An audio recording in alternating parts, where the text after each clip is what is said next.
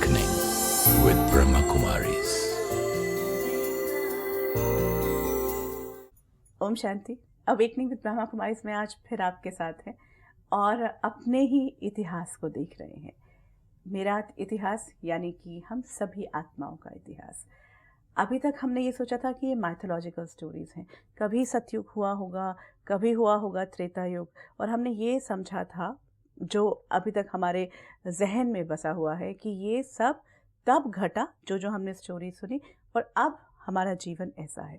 लेकिन जब हमने इसको रियलिटी में देखा है तो ये इतिहास जो बता रहा है कि मैं ही कहाँ से, सतयुग से, त्रेता से, द्वापर से होती हुई कलयुग तक पहुँची। अब हमारी कहानी जो आत्मा की जर्नी थी, जो मेरी जर्नी थी, आपकी जर्नी थी, वो कलयुग तक पहुँच रही थी। आगे देखते हैं कि कलयुग में इस आत्मा ने क्या क्या और खेल खेले। हर बार की तरह हमारे साथ बात करने के लिए हैं ब्रह्मा कुमारी सिस्टर शिवानी। शिवानी, आपका बहुत बहुत स्वागत है। ओम शांति। ओम शांति। पिछले कुछ दिनों में हमारे सामने ऐसे रेवलेशंस हो रहे हैं सिस्टर शिवानी, जो इंटेलेक्ट अगर देखें या हमारा जो पूरा एक्सपीरियंस है, जो पिछला है, वो कहीं कहीं नहीं मानता है कुछ चीज़ों को। लेकिन फिर अगर हम ज्ञान तर्क को देखते हैं, तो then we feel that it must have happened this way. Actually, for me, when I heard it the first time, it just says, this makes sense. That was the first line. कि this makes sense and this sounds more possible. क्योंकि बहुत सारी चीज़ें बहुत possible और बहुत practical नहीं sound करती थी, एंड मोस्ट इम्पोर्टेंट फिर बहुत सारे क्वेश्चंस के कभी आंसर्स ही नहीं मिलते थे। लेकिन जहाँ आपको हर आंसर मिलता गया, आप पूछते गए, आपको आंसर मिलता गया, so then you understand that it is the truth being revealed. क्योंकि जहाँ सत्यता होगी वहाँ हर प्रश्न का फिर उत्तर भी होगा, और उत्तर सुनते सुनते मन स्वीकार करता था उस बात को, yes this is how it would be. And actually फिर एक बार उसको अच्छी तरह से समझ लो और एक्सप्लोर कर लो, दो क्वेश्चन ही नहीं उठते कि you just say this is only how it could be, इसके अलावा तो और कोई तरीका हो ही नहीं सकता। And yet at the same time it's easy to understand कि जो सत्यता थी वो डिस्टॉर्ट हुई है over a period of time. That's also easy to understand. It is also clear now कि वो क्यों उस वक्त इस तरह से क्यों दिखाया गया, माइथोलॉजिकल स्टोरीज क्यों थी, उस समय की नीड थी। Just the other day somebody gave me a book which is called teaching stories. तो उसमें पूरी कलेक्शन थी, एक एक पेज सिर्फ एक स्टोरी थी, और एक एक स्टोरी को लेके एंड में ये इससे सीखना है। एंड फिर आई रियलाइज कि जो सीखना था वो बहुत प्रोफाउंड था, लेकिन स्टोरी पढ़ने के बाद एक तो वो प्रोफाउंड टीचिंग बहुत ईजिली समझ में आ गई, एंड मोस्ट इम्पोर्टेंट स्टोरी याद रह गई। तो स्टोरी याद रहने से जो लर्निंग होनी थी उससे वो ऑटोमेटिकली हो गई। So this has been the method of learning, कि जैसे अभी हमें दिख रहा है कि ये ऐसे होता है, द्वापर में भी ऐसे ही हुआ था। लेकिन द्वापर से पहले जो होकर गए थे वो देवी देवताएं थे, तो उस समय देवी देवताओं को लेकर फिर सारी कहानी लिखी गई। I think it makes lot of sense. अब आगे इसके आगे की जर्नी क्या थी? अब हम द्वापर युग से फिर कलयुग में आ गए। तो कलयुग तो है ही कलह कलेश का युग, दुख का युग। देखो, हमने देखा सतयुग त्रेता में धर्म सत्ता और राज्य सत्ता, रूलिंग पावर एंड रिलीजन की पावर सेम आत्मा में थी।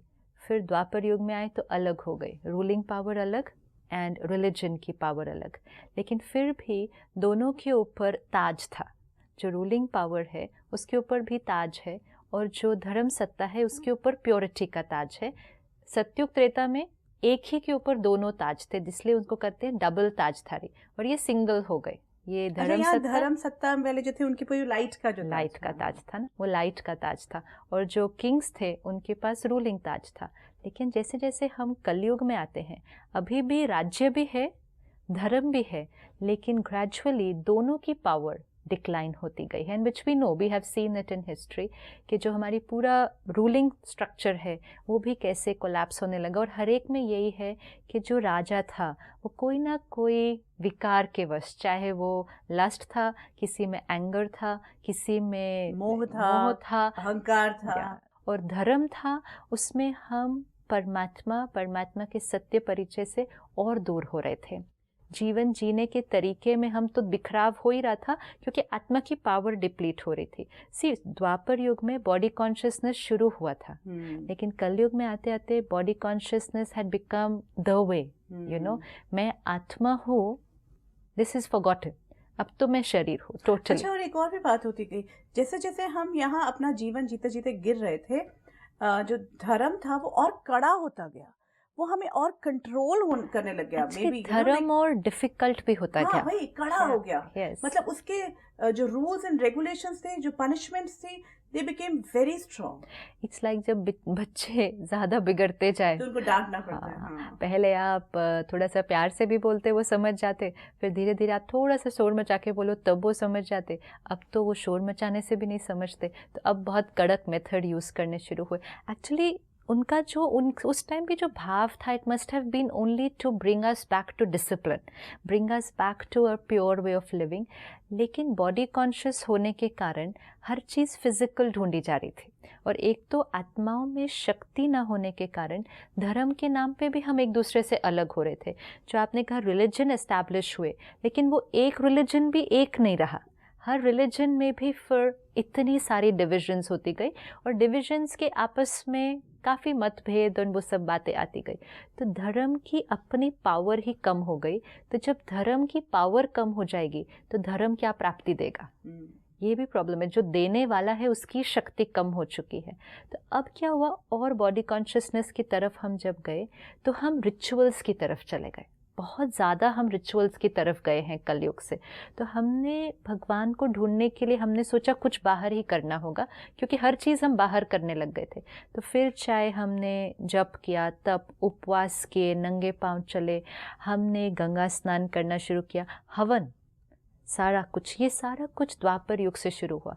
अब ये रिचुअल्स भी जब बन रहे थे तो इनमें भी आत्मा में स्मृति तो थी ज्ञान की, लेकिन ज्ञान को कैसे यूज़ करें अपनी लाइफ में, तो हमने उसको रिचुअल के रूप में किया।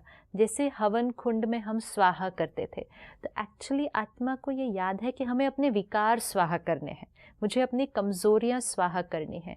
जब मैं अपनी कमज़ोरियों को स्वाहा करूँगी तो शुद्धिकरण होगा। तो हमें करना शुद्धिकरण था, हमें परमात्मा को खुश करना था। तो हमने लेकिन शुद्धिकरण किया तो हवन किसका किया? हमने सिर्फ उस आहुति को स्वाहा कर दिया। गंगा स्नान करने गए, हमने स्नान आत्मा का करना था, क्योंकि आत्मा पतित हो गई थी, उसको पावन बनाना था। लेकिन हमने सोचा मैं शरीर हूँ, तो हमने स्नान किसका करना शुरू किया? हमने शरीर का। So everything was happening for the body. उपवास करना था, उपवास करना था, वो भी क्या करना था कि विकारों से अपने आप को मुक्त करना था। हमने शरीर को भोजन से डिप्राइव कर दिया। Everything became physical. जितना फिजिकल होता गया, परमात्मा से कनेक्शन तो जुड़ ही नहीं रहा था। आत्मा की पावर और डिप्लीट हो गई, क्योंकि आत्मा के ऊपर कॉन्सेंट्रेट ही नहीं कर रहे थे, कर ही सब कुछ बॉडी के लिए रहे थे। तो जो बॉडी के लिए कर रहे थे, बॉडी को मिल रहा था उसका। आपने बॉडी के लिए उपवास किया, बॉडी को उसकी प्राप्ति होगी। हवन किया, वायुमंडल में शुद्धिकरण होगा। आत्मा के लिए तो हम कुछ कर ही नहीं रहे थे, कुछ भी नहीं कर रहे थे। तो ऑब्वियसली जो आत्मा की पावर थी वो डिप्लीट होती गई। भगवान को ढूंढने के रास्ते और कठिन होते गए, और करते गए। हमने सोचा और कुछ करते हैं, और मेहनत करते हैं। हमने अपने आप को कष्ट भी इतने सारे दिए। ये सब कलयुग में हुआ है, इतनी सारी प्रथाएं जो हमने अपने आप को कष्ट भी दिए, बहुत कष्ट to the extent of physically really abusing our body और exploiting our body, just so that भगवान को खुश कर देंगे। क्योंकि हमारे साथ बहुत कुछ जो भाग्य में हो रहा था, उसमें भी तो बहुत सारी अब बातें आने लगी थी जो अच्छी नहीं थी। अनटाइमली डेथ, बीमारियाँ, रिश्तों में। तो इसलिए भगवान को खुश करने की ज़रूरत बहुत ज़्यादा लग रही थी। हमने और इस तरह की चीज़ें करनी शुरू की। एंड मोस्ट इम्पोर्टेंट, आत्मा में डर बहुत ज़्यादा बैठना शुरू किया। फियर, आई थिंक कलयुग का मेन, अगर हम एक वो देखें तो emotion, fear, main emotion fear है। जब हम देवी देवताओं की बात कर रहे थे कि हमने जो पूजा अर्चना करनी शुरू की, तो अभी तक तो प्रतिमाएं, मूर्तियां थी। अब हमने प्रकृति को भी बहुत बार देवी देवता माना है कि प्रकृति ही भगवान, देवी देवता भी नहीं, हमने कहा प्रकृति ही भगवान है, क्योंकि वो दे रही है, उसका जो विशेषता है वो देना ही है। एक्चुअली वो हुआ कैसे होगा? क्योंकि सतयुग और त्रेता युग में प्रकृति परफेक्ट है, प्रकृति में कोई हलचल नहीं आएगी, कोई उथल पुथल नहीं होगी, क्योंकि जब आत्मा प्योर होती है आपको नेचर भी प्योर मिलेगी। लेकिन कलयुग तक, इनफैक्ट द्वापर युग से स्टार्ट हुआ और कलयुग तक आते आते, क्योंकि हम आत्मा जब कमज़ोर होती है हम नेचर को एक्सप्लॉइट करते हैं, जिसको हम आज देख रहे हैं। कलयुग के एंड तक हमने नेचर को कितना एक्सप्लॉइट किया, लेकिन कलयुग से जब हमने नेचर को एक्सप्लॉइट किया तो उसका रिटर्न नेचर ने भी अपहीवल्स क्रिएट किए, अनसीजनल रेन या फैमिन, ड्राउट, फायर, अर्थक्वेक्स, ये सारी चीज़ें होने लगी। इसका मतलब प्रकृति हमारे से खुश नहीं है। बेसिकली प्रकृति अपना एक बहुत विकराल रूप दिखाना शुरू कर रही थी। तो प्रकृति को खुश करने के लिए या प्रकृति को अपीस करने के लिए, ताकि प्रकृति हमारे जीवन में इस तरह से उथल पुथल नहीं करे, तो किसी ने शुरू किया होगा। If you ever stop to see कि ये शुरू किसी से एक से हुआ होगा, कि सूर्य से या जल से, पानी से या फायर से हमें उसको खुश करना है। उसको खुश करेंगे तो वो हमारे ऊपर वो अत्याचार नहीं करेगा। हमने धरती को माँ कहा, धरती को देवी कह दिया, क्योंकि ये दे रही है। और फिर जो प्रकोप है उससे ना, कितनी बार तो हमने कहा कि ये जो प्रकोप आ रहे हैं वो बलि मांगते हैं। ये एक बहुत बड़ी बात थी। बलि तो मांग ही रहे थे, लेकिन बलि किस चीज़ के लिए चाहिए थी? जब प्रकोप होगा तो बलि करना मतलब सैक्रिफाइस करना, लेकिन सैक्रिफाइस यहाँ करना था, त्याग यहाँ करना था, तपस्या यहाँ करनी थी। हमने हर चीज़ फिजिकल की है। सैक्रिफाइस करें तो किसका सैक्रिफाइस करें? तो हमने किसी पशु का, कई बार तो ह्यूमन फॉर्म का हमने सैक्रिफाइस किया। हमने सोचा इससे उसको खुश करें, सैक्रिफाइस यहाँ करना था।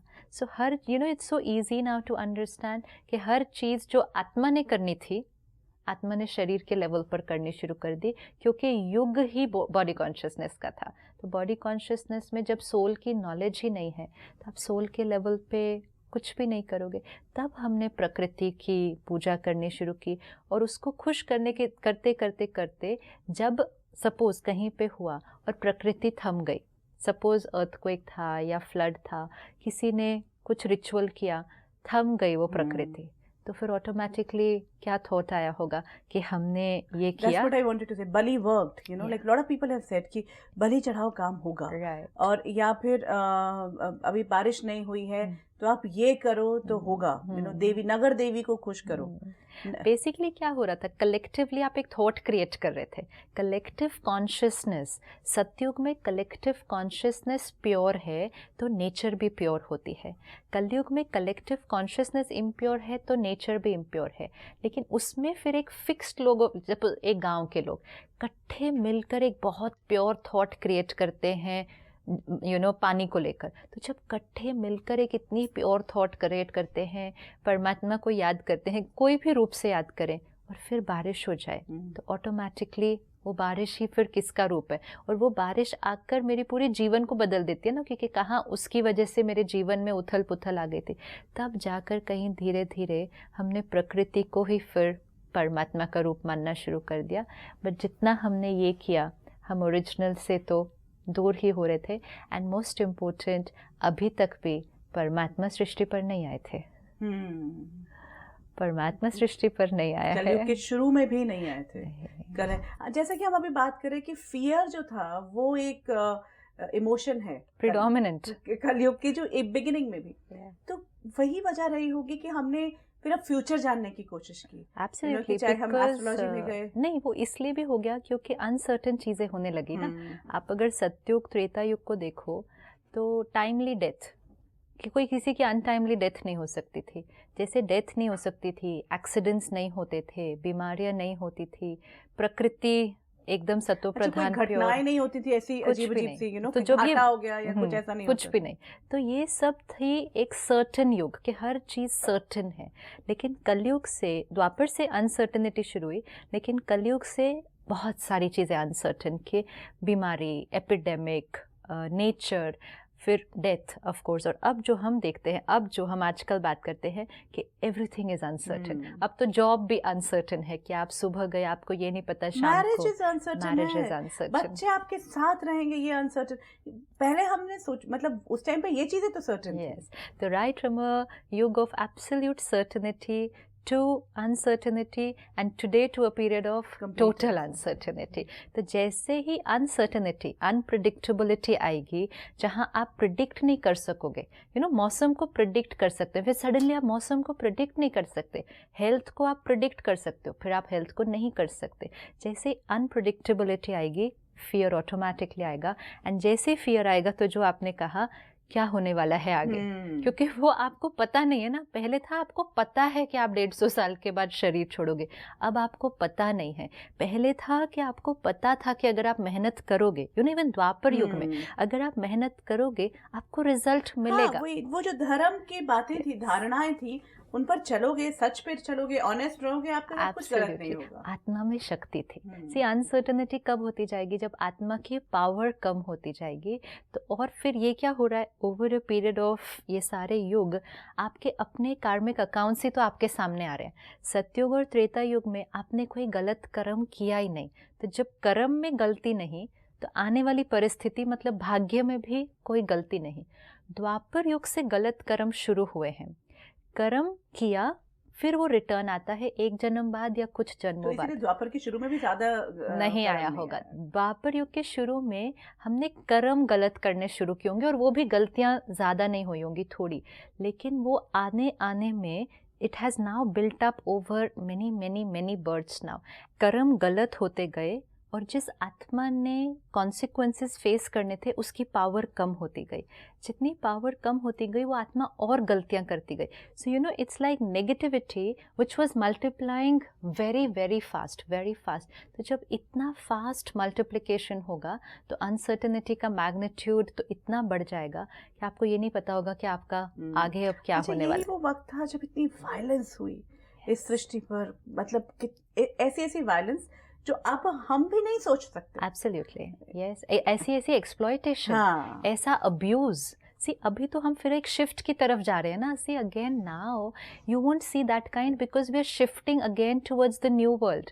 But what about that whole process जब हम डिग्रेडेशन के प्रोसेस में थे. अभी जब हम एक्सप्लॉयटेशन सुनते हैं या अब्यूज सुनते हैं, इंडिविजुअल लेवल पे सुनते हैं, किसी के घर में किसी ने, वहाँ तो मासेस के साथ हो रहा था. इतना कुछ हुआ है कलयुग के शुरू में, मासेस के साथ हुआ है, पूरे राज्य में हुआ है. राजा वैसा था तो पूरी प्रजा के साथ उसने ऐसा किया. And of course then the world war and everything that happened. So this was अति, अति होने लग गई थी हमारे विकर्मों की. तो फिर जो भाग्य आएगा सामने वो भी कैसा होगा. हमें ये बहुत क्लियर होना चाहिए कि जो कर्म हम कर रहे थे वो हमारे सामने आ रहा था. लेकिन उस समय हमें लग रहा था, क्योंकि हमें द्वापर युग से किसी ने कहा कि सब कुछ परमात्मा डिसाइड करता है. द्वापर युग ने हमें बचाने के लिए उस युग में बहुत सारी ऐसी बातें कही ताकि हम डर के अच्छे मार्ग पे चले. इवन ये कॉन्सेप्ट कि परमात्मा हर एक के अंदर है, ये द्वापर युग से स्टार्ट हुआ. सब कुछ देख रहा है. आपकी हर एक्टिविटी को देखा जा रहा है. God fearing, you should be God fearing. और इसलिए भी था कि अच्छा व्यवहार करो उनके साथ, क्योंकि उनके अंदर भी परमात्मा है, उनको दुख नहीं दो. आपके अंदर भी भगवान है, उनके अंदर भी भगवान है. ये सारी बातें हमें क्यों सिखाई गई, ताकि हम किसी ना किसी तरह से डर के बचा कर, अपने आप को समझा कर हम सही रास्ते पे चल रहे थे. लेकिन इस प्रोसेस में हमने परमात्मा को लेकर काफ़ी सारे confusions भी create कर दिए. They were being done for our protection, but of course over a period of time they only left us confused. Clarity तो हमारी ख़त्म होती गई. और फिर जैसे आपने कहा कलयुग में आते आते then they need to know the future. ये बहुत ज़्यादा बढ़ चुका है अब तो, और अब उसको हम अति में देख रहे हैं. लेकिन इसको शुरू हुए तो बहुत टाइम हो गया. And then we went towards astrology, बहुत बड़ी साइंस अगेन, प्लैनेट्स, तंत्र, इन सारी चीजों को डिवाइन के साथ भी जोड़ा. सारी साइंसेस को they are being called as sciences again because they were controlling forces. See, it was being taken as if they are controlling forces. They are forces who determine your destiny. See, planets create your destiny. Okay. So many times, yeah. You know, like वो बताता है, वो तय करता है. तंत्र से, मंत्र से, जप तब से आप अपने जो लिखा है उसे नक्षत्रों से बदल सकते हो, नक्षत्रों से। अच्छा, नक्षत्र गॉड बनते गए ना। वी मेड, सी अभी हमने बात की थी कि प्रकृति was becoming God, then we made कि ये सारे देवी देवता हैं, चाहे वो बृहस्पति देव हैं, चाहे वो शनि देव हैं। देन किसी को हमने इतना डरना शुरू किया किसी से, तो we were actually, this is all happened in Kalyug, क्योंकि अनसर्टेनिटी थी and most important we were being taught कि इनका हमारे जीवन पर इफ़ेक्ट है। यस, प्लैनेट्स है, एनवायरनमेंट है, उनका इफ़ेक्ट था, but we had to understand it scientifically. हमने उसके इफ़ेक्ट को साइंटिफिकली नहीं समझा।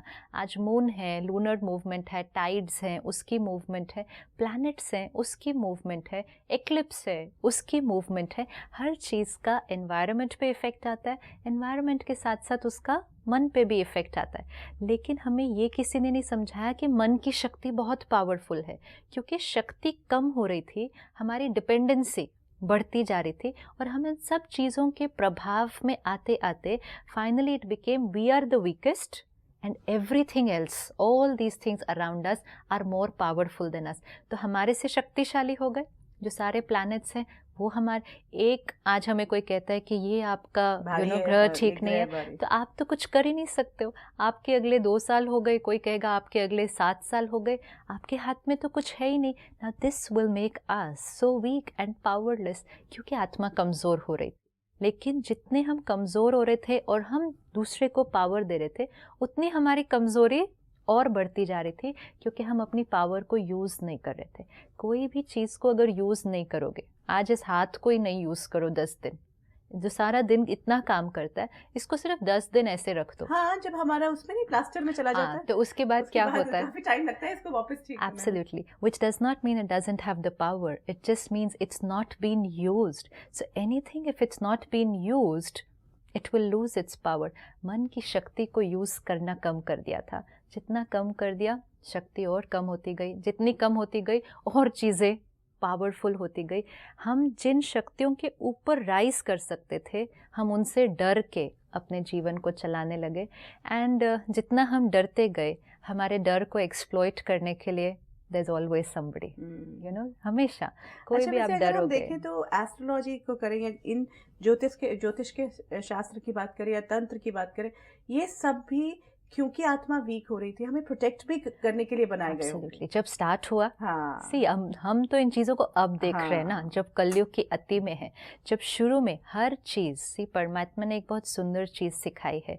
हर चीज़ जो होती है वो 4 अवस्थाओं से गुजरती है, सतो प्रधान, सतो, रजो, तमो प्रधान। हर चीज़ सृष्टि पर, हर चीज़ 4 स्टेजेस से गुजरती है। सतो प्रधान मीन्स कंप्लीट प्योर, सतो थोड़ा सा कम, फिर रजो प्रधान मीडियोकर एंड तमो प्रधान एकदम। इसी तरह हर ये जो विद्या भी है, जब इनिशियली इंट्रोड्यूस हुई होगी सतो प्रधान, it must have been just for the good of the people. No, and we have, you know, इनको हर एक को डिवाइन के साथ जोड़ा गया है। तंत्र जो आज हम बड़ा उसे भय से और बहुत अच्छी तरह से नहीं देखते, अगर उसके देखें तो उन्हें कहा गया कि शिव पार्वती शिव ने पार्वती किसको ये विद्या सिखाई, या हर देवी जो है वो तंत्र के साथ जोड़ी गई। हम ज्योतिष की बात करें तो कहते हैं कि ईश्वर की ज्योति है वो। मतलब हर एक को एक डिवाइन उसके साथ जोड़ने की कोशिश की गई। तंत्र भी तो संकल्प सिद्धि की बात कर रहा है। किसी भी तरह से आप उस संकल्प सिद्धि को अचीव कर रहे थे, लेकिन आज उसको नेगेटिविटी के साथ क्यों एसोसिएट हो रहा है? क्योंकि वो पावर जो आपके पास थी संकल्प सिद्धि की, उससे आपने गलत काम भी करने शुरू कर दिए। अब जैसे ही गलत काम ज़्यादा करने शुरू कर दिए, उसकी जो अपनी प्योरिटी थी या अपनी जो पॉजिटिविटी थी, दैट इज़ फॉरगॉटन। तो अभी आप तंत्र वर्ड यूज़ करोगे तो it just brings some other images एकदम से सामने, क्योंकि कलयुग के अंत तक आते आते तो हर अच्छी चीज़ को भी हमने किस उपयोग में लगाया, दैट वाज वेरी इंपॉर्टेंट। लेकिन everything started pure and then finally reached here. But important was कि जितना हम इन चीज़ों में जाते गए, हम परमात्मा के परिचय से या परमात्मा की सत्यता से और भी दूर होते गए। देखो, परमात्मा को न पहचान कर पहले देवी देवताओं को समझा कि वो परमात्मा है, फिर धर्म पिताओं को समझा कि वो परमात्मा का रूप है, फिर प्रकृति को समझा कि वो है, फिर जैसे आपने कहा प्लैनेट्स को समझा, देवियाँ भी जो हम कहते हैं, क्योंकि जैसे देवी देवताओं की इतनी पूजा है तो देवियों को कितना मानते हैं, लेकिन ये भी हमें समझना होगा कि देवियाँ कौन है। देवियाँ हैं आत्मा के अंदर की दिव्यता। हाँ, ये एक्चुअली मैं आपसे पूछना चाहती थी कि जो सतयुग था उसे हमने जो शुरू में देखा कि वो गृहस्थ था, तो देवी देवता इकट्ठे, है ना, एक जैसे लक्ष्मी नारायण की बात की या श्री राम और सीता की बात की, तो जब देवियों की बात आती है देवी, हमेशा कुमारी, हाँ कुमारी, और तो ये भी थी सतयुग में या इट्स व्हाट एग्जैक्टली इज? सी कुमारी उसको इसलिए दिखाते हैं क्योंकि कुमारी मीन्स प्योरिटी, है ना। बेसिकली हमारे हिसाब से क्योंकि नॉलेज ये मिली थी कि देवी देवताएं भी प्योर नहीं थे ना। सी हमने तो देवी देवताओं को ये दिखा दिया ना कि इन्होंने भी विकार में चले गए, तो देवी को प्योरिटी मतलब देवी कुमारी, क्योंकि प्योरिटी दिखानी थी, सोल की प्योरिटी। तो जो जो देवियाँ आज हैं जिनको हम इतने प्यार से याद करते हैं, माँ दुर्गा, सी कहते माँ है, फिर साथ में काली देवी, संतोषी माँ, वैष्णो देवी माँ, है कुमारी और कहते हैं उसको माँ। वी नेवर एवर स्टॉप्ड कि वाई, कन्या है फिर माँ कैसे हो सकती है कन्या है, उसके अंदर इतनी प्योरिटी, लेकिन हम उसको पालना के लिए देखते हैं कि वो हमारी पालना कर रही है। तो परमात्मा ने आकर बताया कि ये जो सारी देवियां हैं ये सतयुग त्रेता युग में नहीं थी। चाहे वो संतोषी माँ, काली माँ, वैष्णो देवी माँ, दुर्गा माँ, ये देवियाँ नहीं थी एक्चुअल, ये बेसिकली देवी देवताओं के अंदर की जो दिव्यता थी, सी दिव्यता, आत्मा के अंदर की जो शक्ति, इसीलिए तो उसको शिव की शक्ति कहा जाता है। शिव की शक्ति मीन्स शिव परमात्मा और उसके जो बच्चे थे, शिव की शक्ति।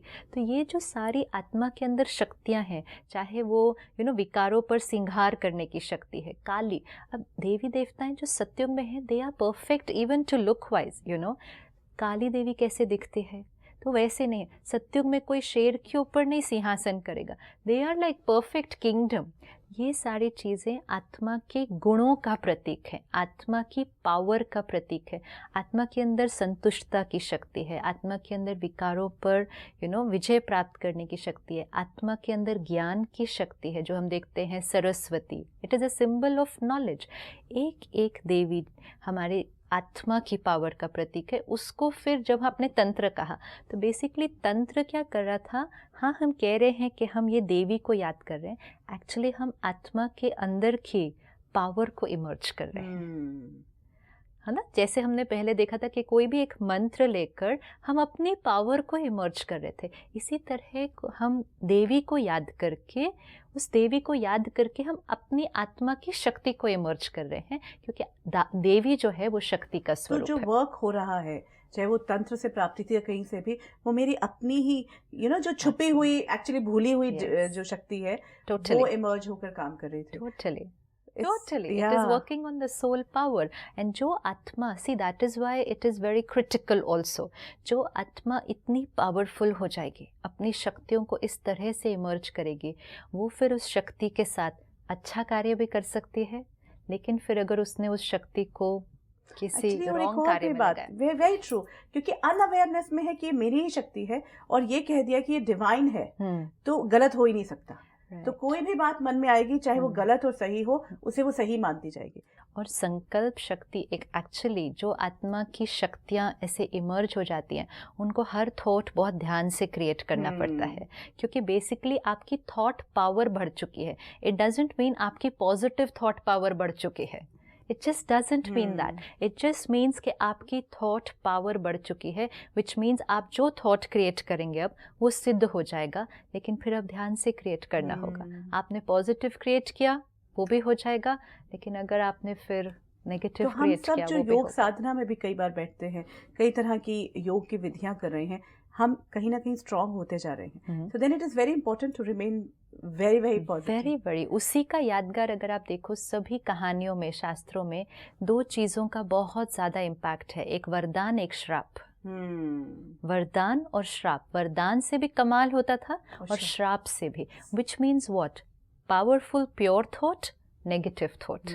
They can do, both are extremes but both have equal amount of power. And it is very important कि हम ये हमारे सारा दिन के जीवन में है, हमारी एक एक थॉट या तो ब्लेसिंग होगी या फिर श्राप होगा। और वो हमारे लिए भी हो सकती है, अपनों के लिए भी। हमारे लिए, अपने परिवार के लिए ना, जैसे इससे तो कुछ हो ही नहीं सकेगा, ये तो कर ही नहीं सकेगा, इट्स जस्ट दैट हमारे संकल्पों में अभी ताकत नहीं है उतनी, तो वो एकदम उतना सिद्ध नहीं होता। लेकिन जो आत्माओं ने वो सिद्धि प्राप्त की है, that's why we are fearing all of them. इसीलिए तो हम उनको भगवान का दर्जा देना शुरू कर दिया सबको, क्योंकि उन सब के पास इतनी ताकत आ गई है कि वो हमारे भाग्य के साथ खेल सकते हैं। कोई भी जो हमारे भाग्य के साथ खेलेगा वो भगवान है, क्योंकि हमने सोचा भगवान हमारा भाग्य लिखता है। Beautiful, I think this is wonderful the way it has come out, and it's the most important thing which we have understood today कि अगर कोई भी मनुष्य आत्मा कर सकती है, अगर ये आत्मा की है तो मैं भी कर सकती हूँ। और ना सिर्फ ये कि मैं प्रोटेक्ट कर सकती हूँ, पॉजिटिव क्रिएट कर सकती हूँ। Sister Shivani, thank you so much. Om Shanti. Awakening with Brahma Kumaris में आज इतना ही। आपसे कल फिर मुलाकात होगी। ओम शांति। ओम शांति।